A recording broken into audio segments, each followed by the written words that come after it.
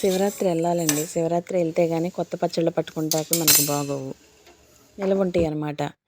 ఎందుకంటే తోటలకి నీరు పెడతారు కదా, అందుకని శివరాత్రి వెళ్ళాలి అంటారు. ఇప్పుడు నేను పట్టే పొండుమిరకాయ పచ్చడి పోయిన సంవత్సరం ఉందండి. ఇంకా ఇప్పుడుతో ఇంకా లాస్ట్ అనమాట. ఇప్పుడు పట్టేదాంతో సర్లే అని తాలింపు కూడా వేస్తున్నాను. మామూలుగా అయితే తాలింపు అవసరం లేదు. తాలింపులో నేను మినపప్పు ఎక్కువ వాడతానండి. నాకు అలవాటు, మా అమ్మగారు చేతికింద ఉండగా ఇవే మాకు ఎక్కువ అలవాటు. నేను ఇవే వేస్తాను. నేను ఇప్పుడు శివరాత్రి ఇంకా నుంచి పట్టే పచ్చళ్ళన్నీ కూడా నేను మీకు చూపిస్తానండి. సంవత్సరం పాటు అసలు మనం ఇంకా పచ్చళ్ళు వెనక్కి తిరిగి చూడవలసిన లేదండి. అంత చక్కగా వీడియో పెడతాను చూడండి. ఎవరికన్నా కావాలి కుదిరిన వాళ్ళు కూడా మీకు అర్థమయ్యే విధంగా చూపిస్తాను వీడియో రూపంలో. చూడండి.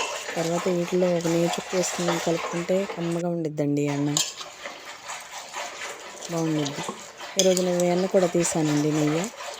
ఇంకా ఈరోజు ఇది పొద్దున్న చిక్కుడుకాయ ఫ్రై చేశానండి. అది కూర, ఈ రెండు చట్నీ, పండుమిరకాయ చట్నీ. ఇవన్నీ కూడా తీసేటప్పుడు నేను మట్టి కుండలో వేసి కాస్తానండి. మట్టి కుండలో వేస్తే మంచిదంట. మట్టి కుండ ఎక్కువ మనకి రాకూరిద్దంటండి. మట్టి కుండ సీక్రెట్ అల్ల వెన్న వేసి కాయటం ఇవన్నీ కూడా మా అమ్మమ్మ చెప్పేది మాకు. ఇట్లా సబ్స్క్రైబ్ చేయండి, లైక్ చేయండి.